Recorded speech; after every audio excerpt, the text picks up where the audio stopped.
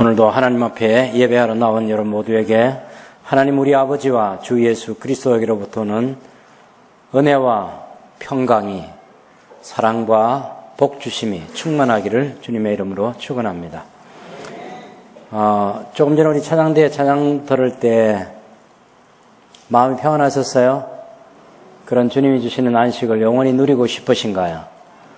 네, 하나님께서 우리에게 그 복을 주셨음을 믿으시기 바랍니다.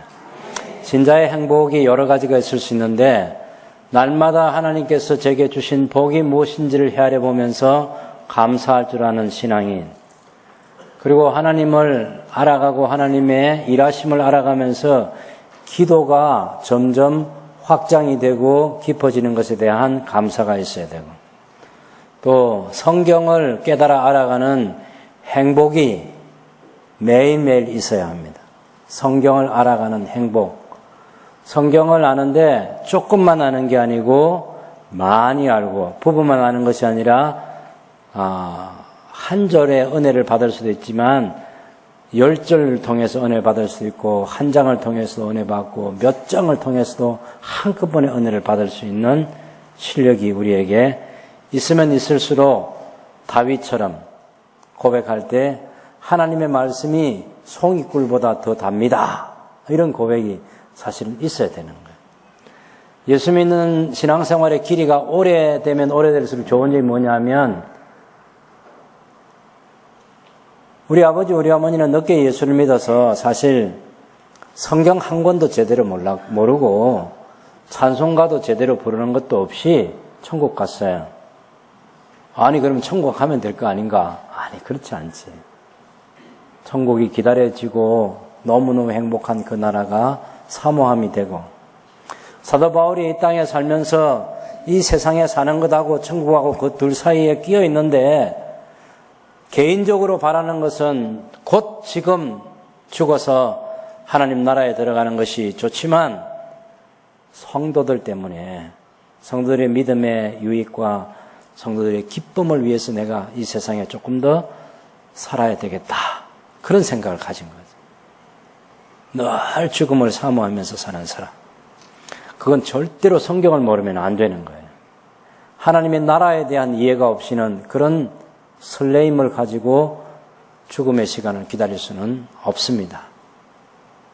내가 선한 싸움을 싸우고 달려갈 길을 다 달리고 믿음을 지켰으니 이제 후로는 나를 위해서 의의 면류관이 예비되어 있다. 내가 빨리 죽어서 그 면류관을 받고 싶다. 이런 소망을 가지려고 하면 하나님 나라에 대한 이해를 잘 해야 되는 거예요. 하나님 나라를 어디서 가장 잘 이해할 수 있나? 복음서를 보면 예수님께서 오셔서 회개하라 천국에 가까웠느니라. 또 예수님보다는 6개월 먼저 세례 요한이 와서 회개하라 천국이 가까웠느니라. 하나님의 나라가 가까웠다. 하늘나라가 가까웠다.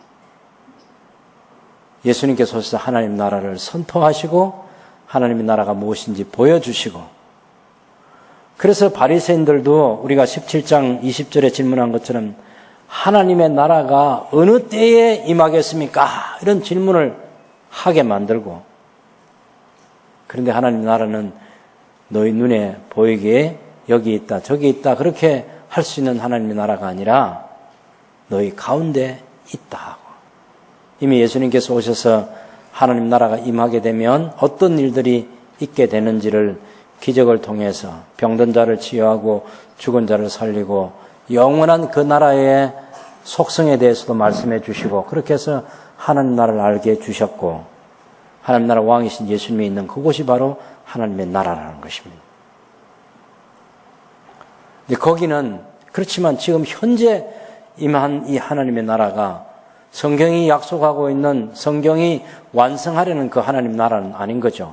그래서 예수님께서 기도를 가르쳐 주실 때도 하나님의 나라가 임하게 하시오며 하는 이 기도를 지금 지난 기독교 2000년 역사 속에서 계속해서 쉬지 않고 그 기도를 하게 만드신 거죠. 이유는 그 나라가 아직 오지 않았기 때문에 그렇습니다.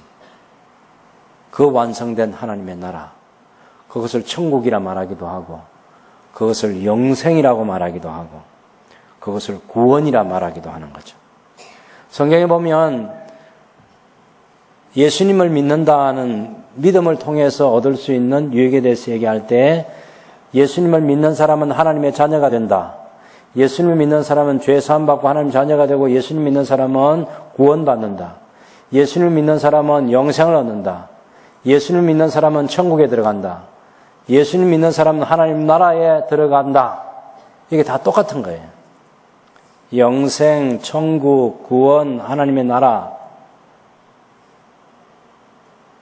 그래서 구원받았나 물어보면 구원받았다 대답할 수 있고, 진짜 구원받았나 하면 구원받고 있다 그렇게 대답할 수 있고, 구원받고 있나 물어보면 아니 구원받을 거야 이렇게 얘기하는. 뭐야 구원받을 거야? 아니 구원받았어. 이걸 자유롭게 말할 수 있어요. 자유롭게 말할 수 있어요. 하나님 나라에 나는 들어갔다 이 말도 확실하게 할 수 있어야 되고, 하나님 나라에 내가 들어가고 있다 이 말도 하고, 하나님 나라에 내가 들어갈 것이야 이렇게 말하기도 하고, 내가 영생을 얻었다 그리고 영생을 얻고 있고 영생에 들어갈 거야 이것 또한 자유롭게 말할 수 있어요. 예. 오늘도 보면 한 어떤 부자가 굉장히 큰 질문을 했어요. 가장 중요한 질문입니다. 제가 어떻게 하여야 영생을 얻을 수 있겠습니까?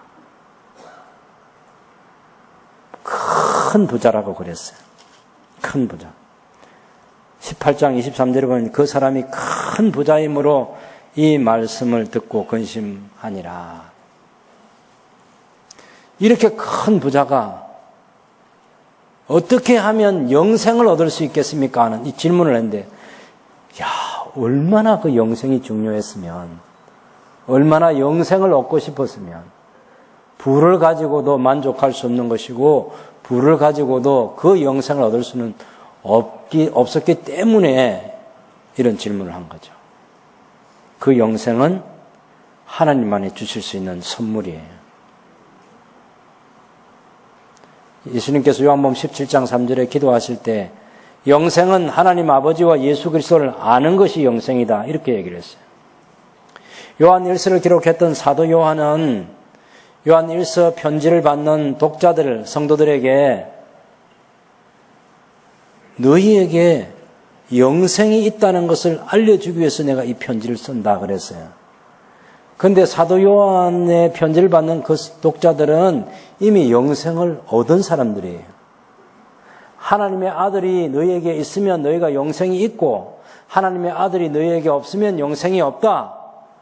그런데 내가 이 성경을 기록하는 중요한 이유는 너희에게 영생이 있음을 알게 하려고 이 편지를 쓴다. 이런 얘기예요. 영생을 얻었다는 확신이 없을 수 있어요. 그렇다고 영생 얻지 못하는 거 아니에요. 당신 구원받았습니까? 물어보는데 그 구원에 확신이 있어야만 구원받는 거 아니에요. 확신은 없어도 구원받을 수 있어요. 그건 다른 사건이에요.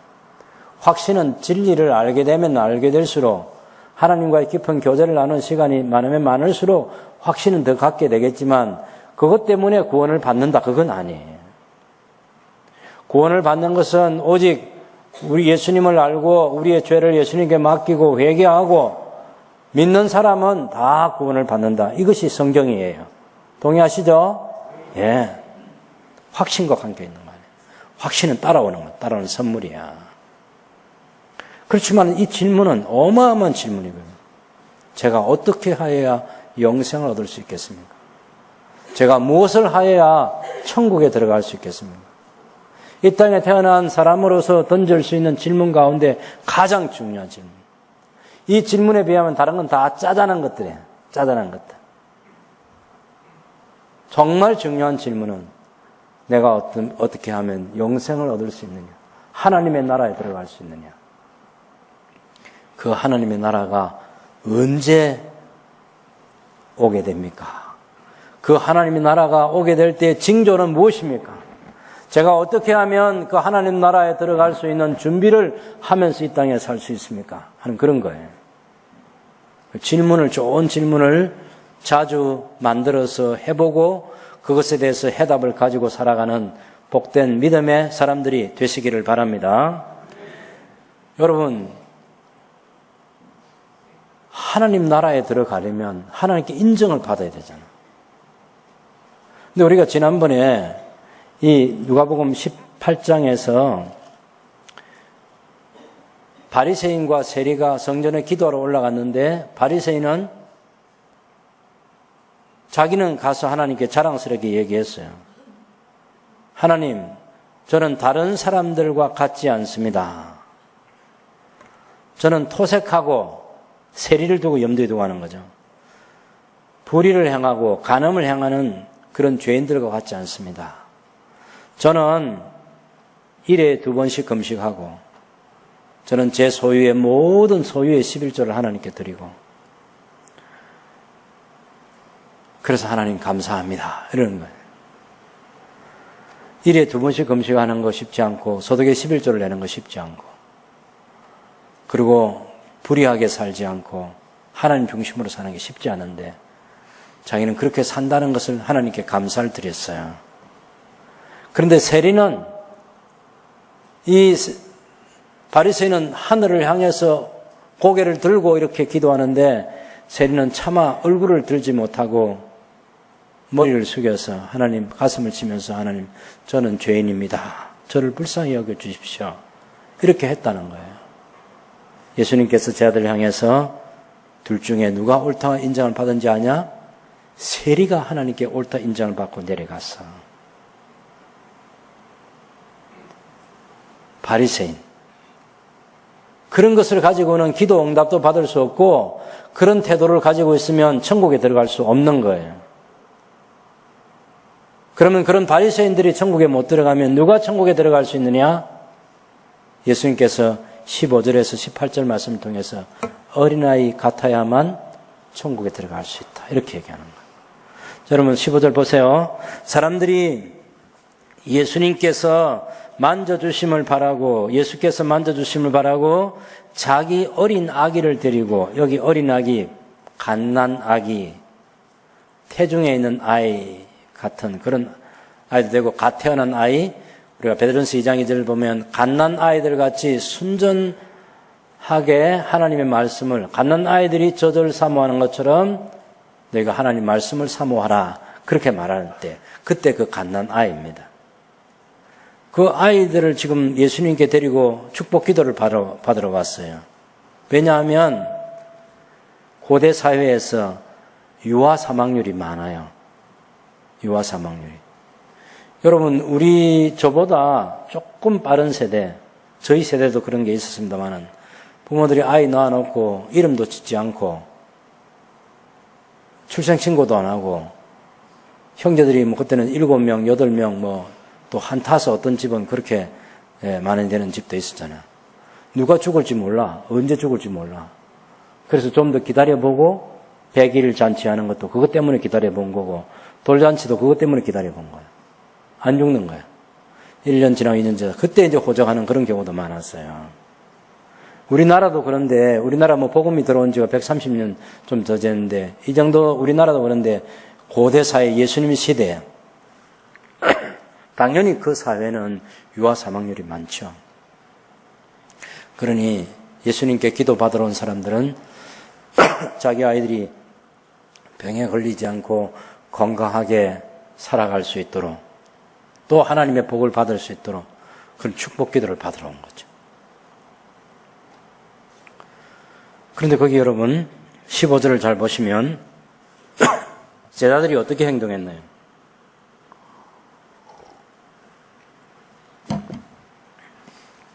그 어린 아기를 데리고 왔는데 제자들이 보고 꾸짖었어요. 이 제자들이 가난한 애들을 왜 데리고 와?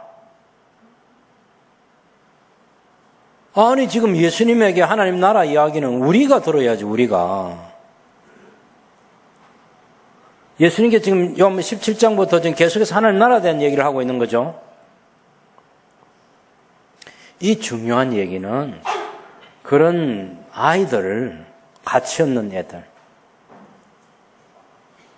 그런 애들이 해당되는 거 아니야. 우리가 해당되는 우리가. 조금 줄여주세요. 이게 울립니다.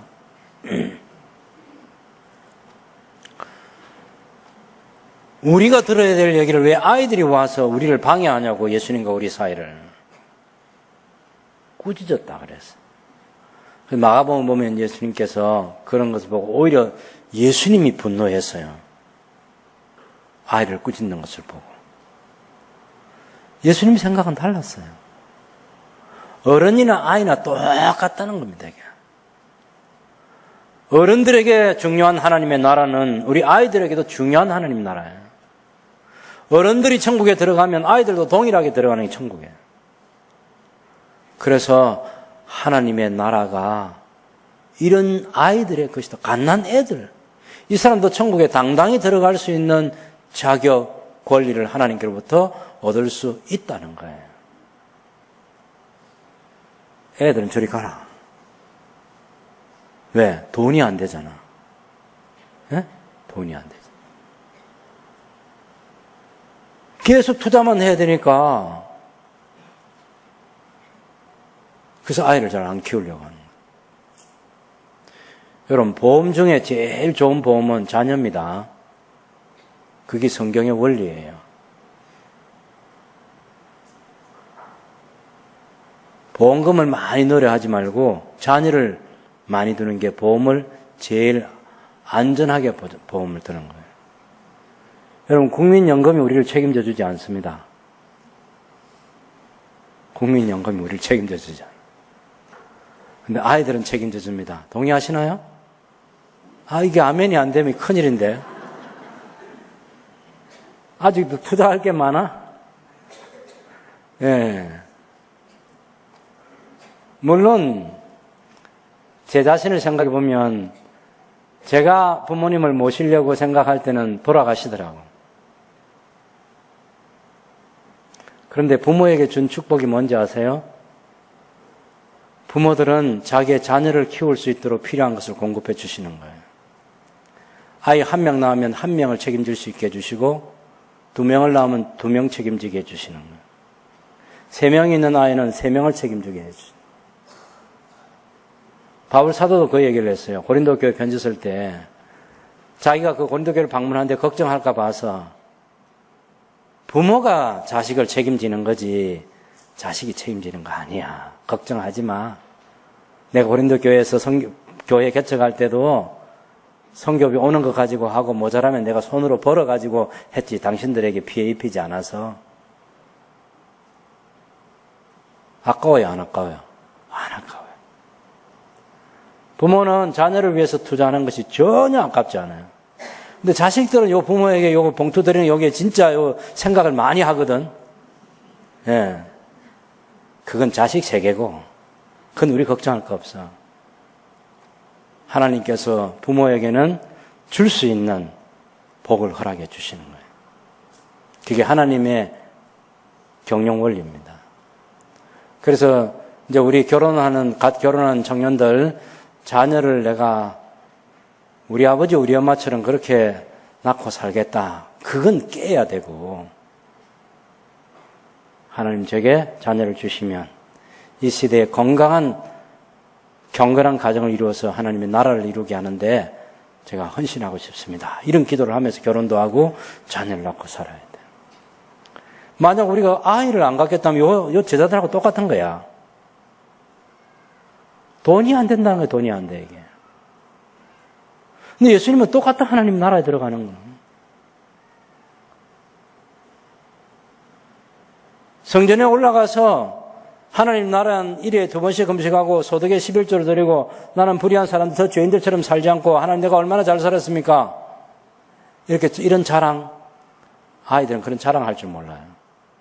예수님께서 아이들을 귀하게 표본을 삼으신 중요한 이유는 아이는요, 엄마 품인 족합니다. 갓난 아이들 특별히. 전부예요, 그게. 아이는 아주 단순합니다. 그냥 하나님을 신뢰하면 돼. 그 품에 안기기만 하면 된다고. 어떤 것도 복잡하게 생각할 게 없다고. 아이들은 그렇게 순수한데 바리새인들은 뭐도 해야 되고 뭐도 해야 되고 뭐도 해야 되고 뭐도 해야 되고 뭐도 해야만 천국에 들어간다 이렇게 생각하는 거예요. 하나님께 옳다 인정함 받을 수 있다 생각. 예수님은 그래서는 못 들어간다 하는 거예요. 그래서 아이들처럼 자기를 낮추고 다른 사람과 비교하지 않고 다른 사람을 업신여기지 않고 엄마 품이면 족하다고 하는 것처럼 하나님의 나라를 그렇게 받들어야 된다는 거예요. 예수님을 그렇게 믿어야 된다는 거예요. 그래서 우리 교회 돈 안 되는 부서들 많잖아요. 그죠? 영화부 돈 안 되죠. 유치부 돈 안 되죠. 초등부 돈 안 되죠. 어제 했던 차장 콘서트 SFC 중고등부 돈 안 되죠. 다 소비자들만이에요. 소비자들. 근데 이 소비자들을 소비할 수 있도록 하나님께서 공급해 주신 거 아니야. 믿으시죠? 그죠? 아이고, 우리 개척교회 할 때 뭐가 있어서 아무것도 없었는데 여기까지 왔는데 다 하나님이 공급해 주신 거지 뭐. 그래서 소비자가 많은 교회가 희망이 있는 거예요. 소비자가 많은. 그게 하나님의 나라라고. 우리 그 소비자들 본받으면서 얘들은요, 갖고 있는 재산이 뭔가 믿음밖에 없어. 주일날 교회 오면 청소 다 해놨겠다. 때 되면 전심 주겠다. 선생님 준비해서 가르쳐 주겠다. 아무 걱정 안 하고 아무 갈등 안 하고 그냥 달랑달랑 와. 오면서 누가 오늘 가르쳐 줄 건지 누가 뭘 할 건지 설교를 어떻게 할 건지 아무 걱정 없어. 그냥 오기만 하면 돼. 진짜 소비자 중에 소비자야. 그걸 누가 다 선생님들이 준비하고 오늘 새벽기도 마치고도 보니까 그 청소한다고 우리 부장집사님하고 그 청소해서 다 오늘 아이들 예배할 수 있도록 환경 다 만들어주잖아. 그런데 그런 아이들이 있어야 우리의 희망인 거예요. 예수님께서 그래서 천국을 중요하게 생각해요. 이 아이들이 천국이 이 아이들의 것이다. 예수님의 제자들은 따라다니면서 아직도 바리새인의 가치에 머물러 있어요. 그래서 아이들은 돈 안 된다고 기도하러 왔는데 이 아이들이 생존해야 되고 건강을 유지해야 되고 하나님 복을 받아 살아가야 되는데 그게 너무나 중요한데 쟤들이 꾸짖어서 그래요. 애들 데리고 가라고. 그래서 예수님이 화를 내신 거예요. 그래서 우리 교회에 영아부가 잘 되고 유치부가 잘 되고 어린이집이 잘 되고 초등부, SFC 중고등부 이거 잘 되기를 기도하고 돈 아무리 써도 괜찮다. 예. 안 되면 교회 기둥을 팔아서라도 해줘야지 뭐. 괜찮아요, 괜찮아요. 예.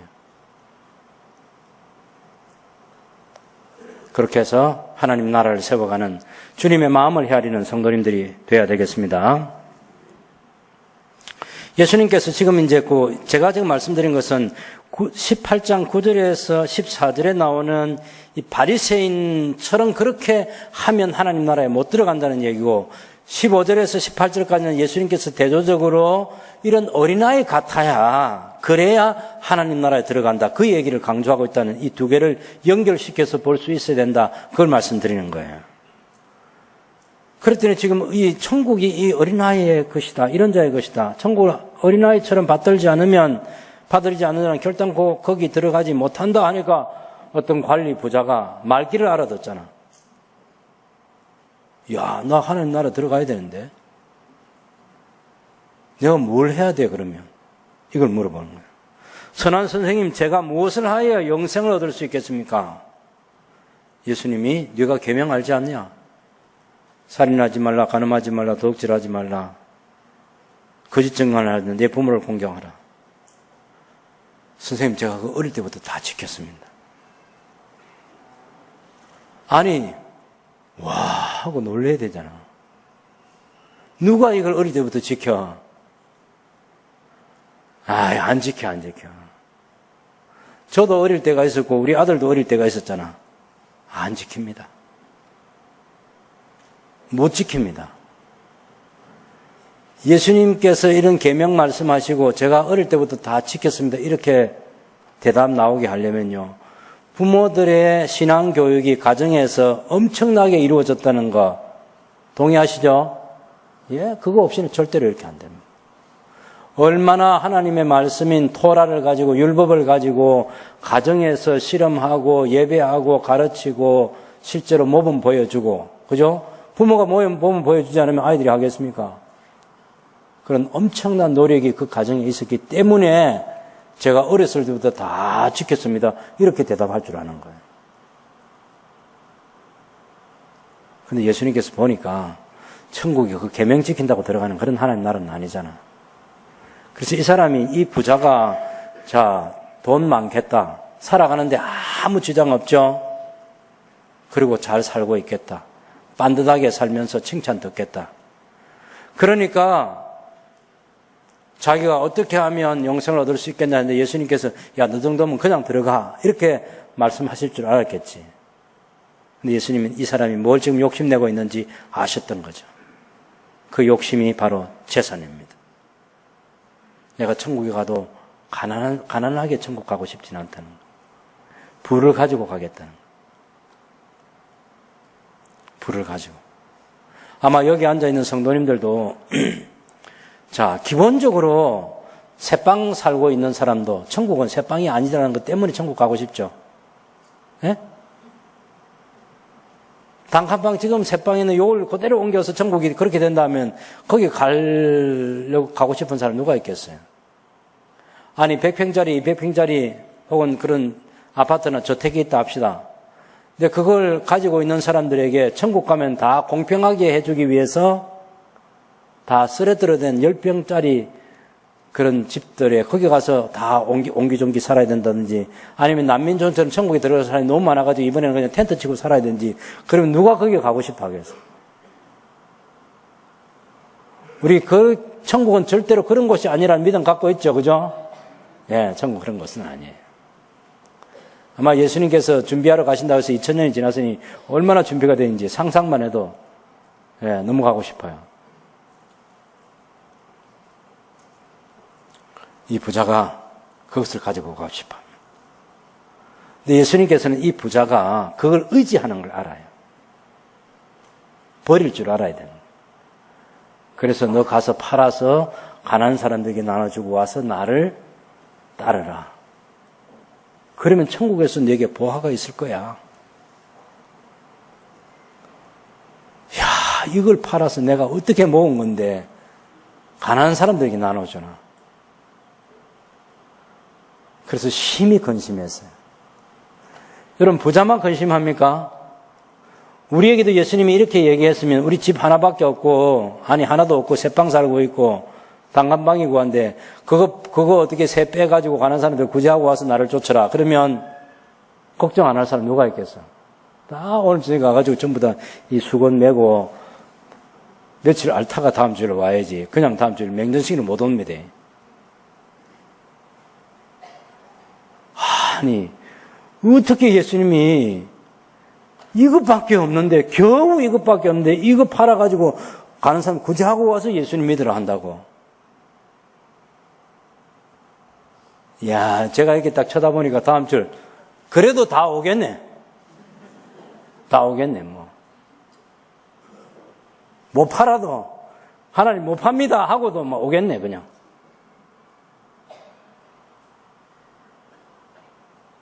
그런 배짱은 있어야 돼요. 그런 배짱은 있습니다. 진짜 예수님을 알고 진짜 하나님 아는 사람들은 그렇게 말씀하셔도 그것이 그 말씀의 뜻이 무엇인지 알아들어요. 그런 것 때문에 두려워하거나 그런 것 때문에 근심 걱정하거나 그런 것 때문에 끙끙 앓거나 그럴 필요 없습니다. 그냥. 뭐요? 성경을 보면 기본적으로는 하나님께서 우리에게 다 누구든지 집을 가지고 살 수 있는 권리를 주신 것이고 또 의식주 문제도 하늘 아버지께서 걱정해 주셔서 해결하게 해주시는 것.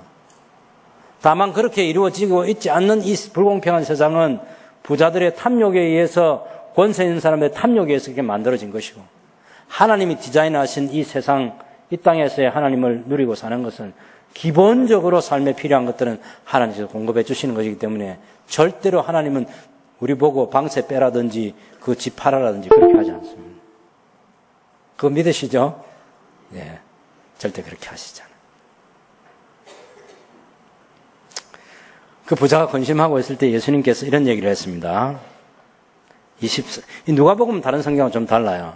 다른 성경에 보면 이 부자가 근심하고 갚버렸다 그랬는데 예수께서 그를 보시고 근심하고 있는 그를 보시고 24절에 보면 이르시되 재물이 있는 자는 하나님의 나라에 들어가기가 얼마나 어려운지 낙타가 바늘귀로 들어가는 것이 부자가 하나님의 나라에 들어가는 것보다 쉬우니라. 이야, 부자가 하나님의 나라에 들어가는 것이 불가능하다 이렇게. 낙타가 어떻게 바늘귀로 들어갑니까? 근데 두 가지 해석이 있어요. 낙타는 짐을 싣고 다니잖아요. 짐을 싣고서도 낙타가 들어갈 수 있는 문이 있고, 샘문이라고 하는 거, 우리 여기 주택에도 가면 샘문이 있는데, 그 샘문에는 사람이 겨우 이렇게 들어가잖아요. 그런 문이 있는데, 낙타가 짐을 내려놓고 어떻게 하면 들어갈 수 있는 그런 문이, 겨우 들어갈 수 있는 그런 문도 생각할 수 있겠죠. 어떤 해석은 그런 해석이에요. 짐을 가지고는 절대로 샘문을 못 들어간다. 근데 짐을 내려놓으면 샘문에 들어갈 수 있다. 이런 얘기예요. 근데 또 다른 해석은 우리가 바늘귀라고 할 때 우리 바늘 그거 있잖아요. 다 한 40대 중반 넘어가면 돋보기 써야만 실 끼워 넣을 수 있는 바늘귀 알고 있죠. 그죠? 예. 절대 불가능하다. 부자가 자기가 가지고 있는 노력으로 들어갈 수 있는 나라가 아니다라는 거예요. 근데 하나님으로서는 다 하실 수 있느니라. 부자가 하나님 나라에 들어가는 것보다 낙타가 바늘귀로 들어가는 것이 쉽다 할 때 26절에 사람들은 듣는 사람들이 금방 포기해버립니다. 누가 구원을 얻을 수 있나이까? 없습니다. 이런 얘기.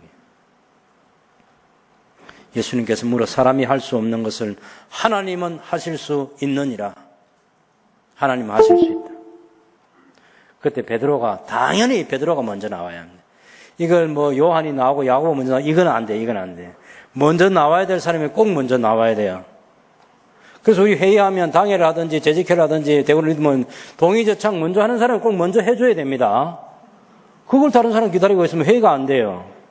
예수님과 제자들 공동체 사이에 지금 이루어지고 있는 이 강의 시간에 베드로가 나와줘야지. 그래야 이게 맛깔이 나는 거예요, 이게.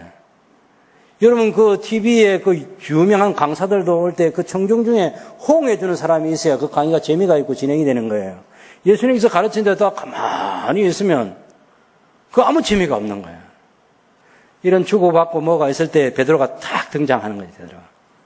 누가 들어갈 수 있습니까? 아무도 못 들어간다고 생각할 때, 아니, 하나님은 다 하실 수 있어. 그러니까 베드로가 딱 나와서, 주님, 우리가 모든 것을 다 버려두고 주님을 따랐습니다.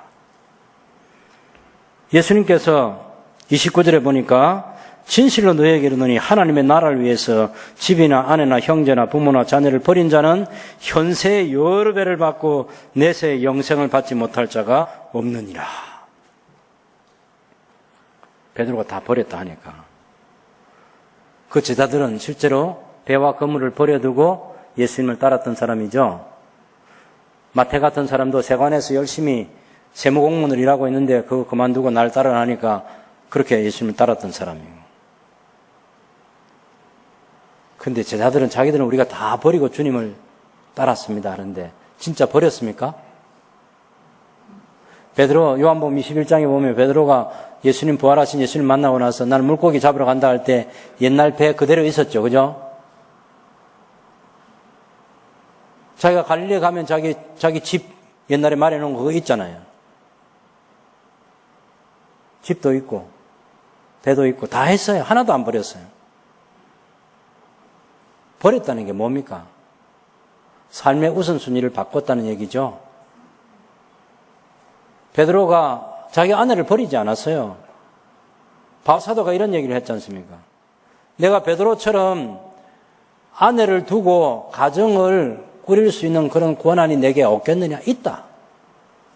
그런데 나는 복음을 위해서 예수님을 위해서 내가 혼자 살기로 결단하고 그렇게 산다. 그 얘기잖아요. 베드로가 가족과 같이 살았어요. 여러분 예수 믿으면 가족을 버린다 그거 아니에요. 삶의 우선순위를 주님께 두고 사는 사람이라는 얘기입니다. 그런 사람들에게 하나님께서 영생의 복을 주신다고. 지금 이 부자가 잘못된 건 뭡니까? 이 부자가 잘못된 것은 그 우선순위가 잘못된 거예요. 돈이 제일 중요해요. 하나님은 2등이야. 하나님 나라는 그 다음이라고. 야, 그거 팔아서 가난한 사람 나눠주라고 하면, 내가 그렇게 해서 하나님 나라 들어갈 수 있으면 제가 팔겠습니다. 이렇게 나와야 그게 하나님 나라가 먼저인 사람이고 하나님 나라를 가장 중요시 여기는 사람이에요. 근데 그 재산 때문에 막 고민을 하고 있으니까 아직도 안 된 사람이에요, 이 사람은. 그렇게 하면 부자가 천국에 들어가는 것이 낙타가 바늘 끼로 들어가는 것이 그게 더 쉽지 부자가 천국에 들어가는 게 어렵다. 그 말씀을 예수님이 하시는 거예요. 우선순위를 바꿔야 돼. 그래야만 들어갈 수 있어. 지금 그 설득을 하고 있는 겁니다. 예수님께서 버린다는 게 뭔지를 확실하게 말씀해 주신 게 뭡니까? 31절에서 34절에 나오는 예수님이 예루살렘에 올라가서 이방인들에게 넘겨져-가지고 희롱을 당하고 능욕을 당하고 침뱉음을 당하고 채찍에 맞으시고 또 마침내 죽음을 당하는 십자가에서 예루살렘에서 고난받으실 것에 대한 얘기를 하는 거죠. 이 얘기를 왜 이 틈에서 합니까? 나는 하늘 영광 다 버리고 이 세상에 왔다. 하나님하고 나하고는 동등인데 내가 나를 사람이 되기로 결단을 해서 이 세상에 왔다. 내가 천하를 호령할 수 있는 왕중의 왕인데 내가 죄인들의 구원을 위해서 죄인들의 손에 희롱을 당하고 채찍질 당하고 침뱉음을 당하고 그런 모든 조롱과 멸시를 내가 다 받으려고 한다. 왜? 나는 이미 다 버렸기 때문에, 다 내려놓았기 때문에. 이야, 정말 예수님께서 부하고 부하신 그 예수님이 가난하게 되신 거죠. 다 내려놓으시고. 그래서 예수님이 요한복음 17장에 아버지, 창세전의 아버지와 함께 가졌던 그 영광을 이제는 돌려주십시오. 회복시켜 주십시오 하고 기도하는 거죠. 이게 내려놓음이라는 거예요.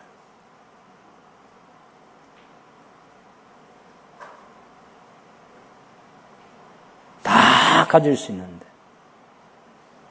다른 사람을 위해서 내려놓는 삶을 사시는 예수님이시고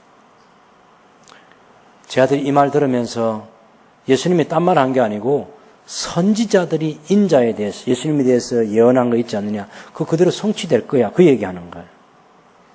근데 제 아들은 하나도 깨닫지 못하였으니 34절에 제 아들이 이것을 하나도 깨닫지 못하였으니 그 말씀이 감추었으므로 그들이 그 이르신 바를 알지 못하였더라. 이야, 이 제자들이 하나도 깨닫지 못했어. 지금 3년 동안 예수님이 설교를 들었잖아. 1년 반 동안 집중적으로 훈련을 받았잖아. 토라와 선자들의 글과 시편에서 예수님을 중심으로 해서 하나님 나라가 어떻게 이루어질 것인지에 대해서 충분하게 가르침을 받았고 설교를 들었는데 하나도 깨닫지 못했어. 여러분, 정말 우리가 하나님께 간절히 기도해야 될 것은 언제냐 하면 설교를 듣는데 못 알아듣겠다. 뭔 말 하고 있어 지금? 이러면 기도해야 돼. 하나님의 깨닫게 해주시는 은혜가 필요하다고. 내가 성경을 펴고 읽었는데 무슨 말인지 모르겠어. 간절히 기도해야 돼. 성경의 저자이신 성령 하나님, 제가 읽는 성경을 알게 해주십시오.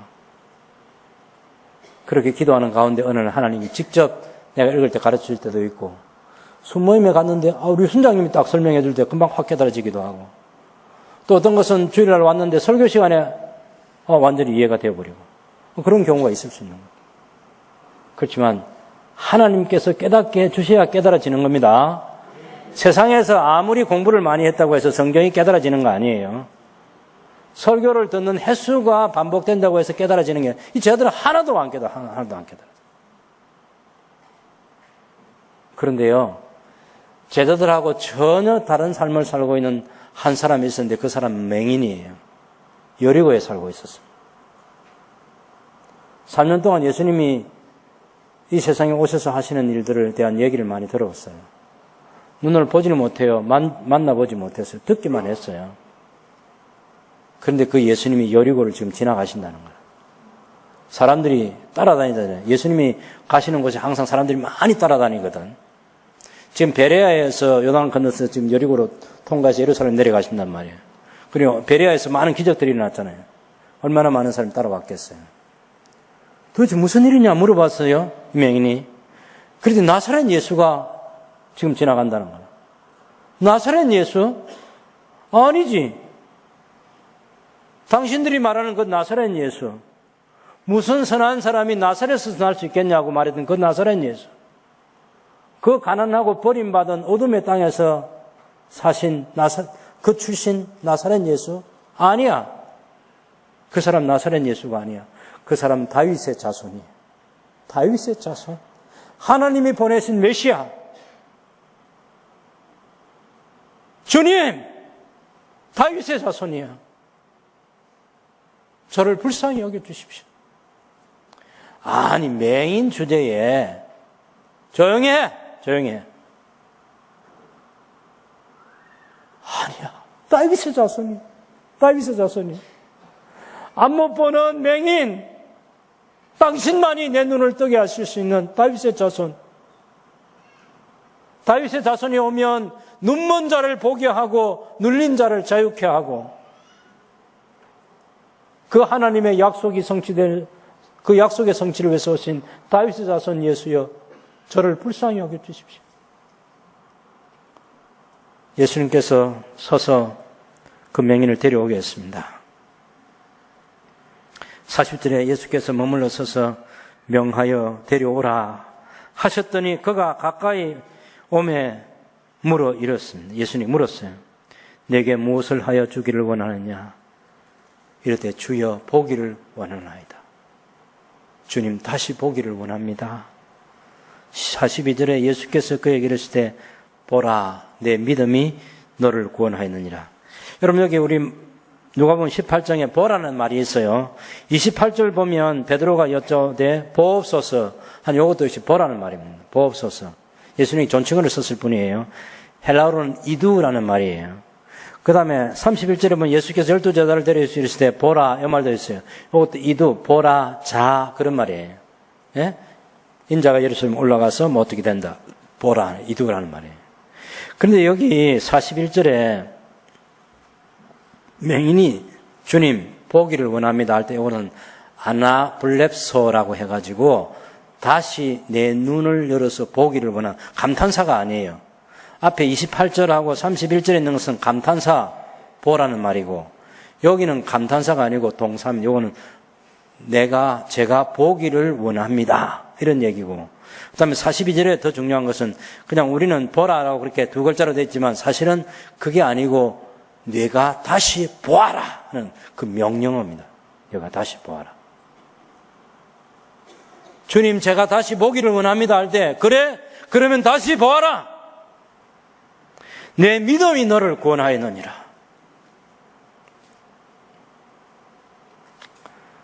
예수님에 대해서 들리는 소문 가지고 그분이 메시아인 줄 알고 그 메시아가 내 눈을 뜨게 할 수 있다고 유일한 구세주로 믿었어요. 그래서 내가 다시 보아라. 내가 다시 보아라. 내 믿음이 너를 구원하였느니라. 믿음을 통해서 여러분이 보아야 될 것, 여러분이 깨달아야 될 것, 여러분이 얻어야 될 것, 다양한 게 있을 수 있어요. 믿음으로 구원받는 하나님의 사람으로 살아갈 수 있게 되기를 바랍니다. 그래서 그 맹인이 보게 됐어요. 그랬더니 믿음으로 보게 되니까 사람들이 하나님을 찬양했어요. 왜? 맹인의 눈을 뜨게 한 역사 속에 아무도 선지자도 왕도 그죠?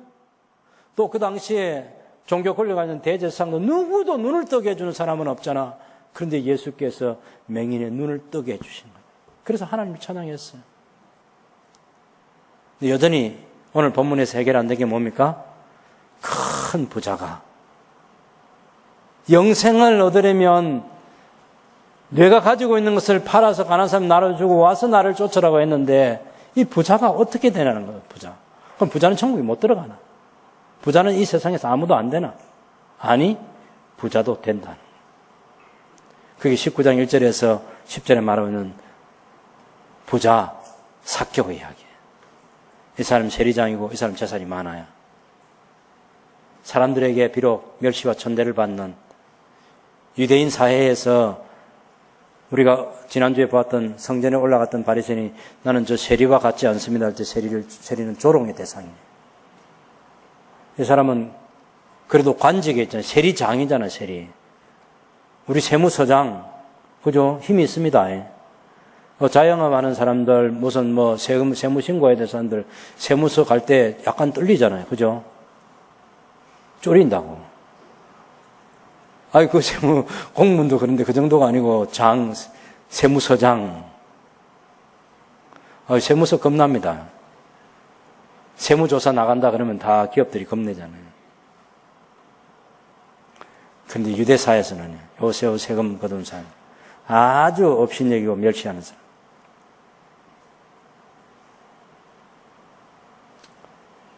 돈은 있어요. 권세도 있어요. 다만 사람들에게 인정과 칭찬을 받지 못해. 존경받지 못해. 외면당하고 있어.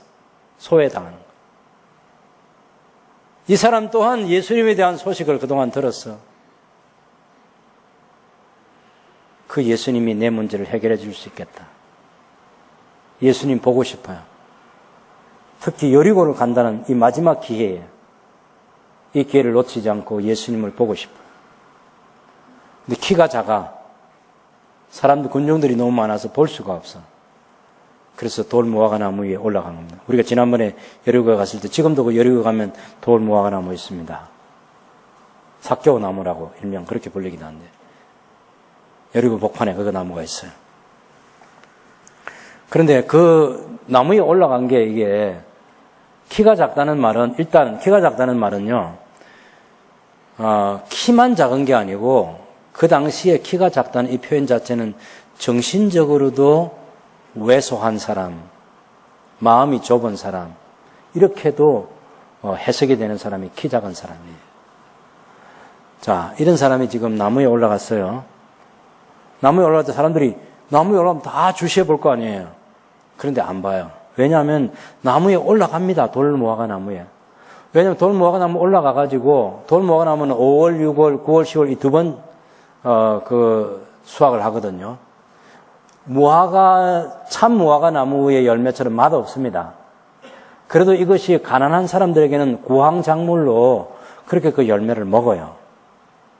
그 열매를 그래도 먹기 위해서는 올라가가지고 그 열매에다가 흠을 이렇게 내주기 위해서 돌무화과 나무를 키우는 사람들은 거기 올라가서 누구든지 그 흠을 내고 그렇게 흠집을 내기 때문에 삭개오가 나무에 올라간 것이 다른 주변 사람들에게는 아무런 관심의 대상이 안 돼요. 아시겠죠? 그 상황을 생각하면서 들어야 됩니다. 그런데 예수님께서 그 나무 밑에 오셔가지고 딱 삭개오를 쳐다보신 거예요. 삭개오야 내려오너라. 내려오너라. 아무도 관심 가져주지 않아요. 삭개오가 나무 위에 올라갔다. 아니, 삭개오가 나무 올라간 거. 그 사건이 아니에요. 근데 예수님에게는 그게 중요한 일이에요. 삭개오야 내려오너라. 내가 오늘 너의 집에 들어가야 돼요. 삭개오가 와서 예수님을 영접했습니다. 너무 기뻤어요. 집으로 모시고 왔어요. 집에 가자마자 예수님께서 앉으셨는데 자기는 서서 여러분 거기 이 삭개오가 8절에 보면 삭개오가 서서 주님께 여짜오되 주님 보십시오. 제 소유의 절반을 가난한 자들에게 주겠사오며 만일 누구의 것을 속여 빼앗은 일이 있으면 내 갑절 4배나 갚겠습니다. 갑절에 갑절이니까 4배를 갚겠습니다. 예수님께서 오늘 구원이 이 집에 이르렀다. 이 사람도 아브라함의 자손이다.